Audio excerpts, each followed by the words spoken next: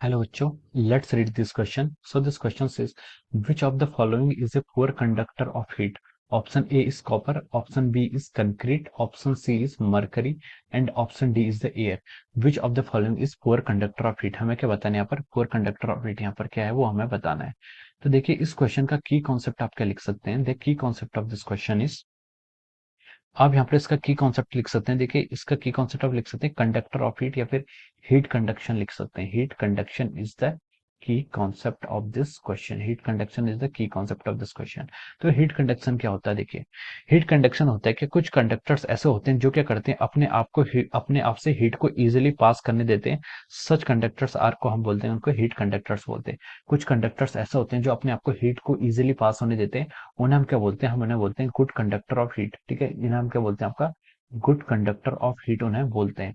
और कुछ कंडक्टर ऐसे होते हैं जो क्या होते हैं, जिनका थर्मल कंडक्टिविटी क्या होता है? आपका काफी लोएस्ट होता है. कुछ ऐसा होता है जिनकी आपकी थर्मल कंडक्टिविटी आपकी लोएस्ट होती है. उन्हें बोलते हैं they are poor conductor of heat. वो क्या होते हैं? आपके पुअर कंडक्टर ऑफ हीट. तो कंडक्टर ऑफ हीट आपके इससे डिफाइन करते हैं कि कोई अपने आप से क्या कर सकता है, एनी ऑब्जेक्ट और any material which allow heat to pass through it, this is called good conductor. और जो अलाउ नहीं करते हैं, those are called poor conductor of heat. अब क्वेश्चन में मूव करते हैं. क्वेश्चन में हमें क्या क्या ऑप्शन दिया, हमसे पूछा कि कौन सा क्या है पुअर कंडक्टर ऑफ हीट है. ऑप्शंस की तरफ मूव करते हैं. ऑप्शन में सबसे पहले आपको दिया कॉपर.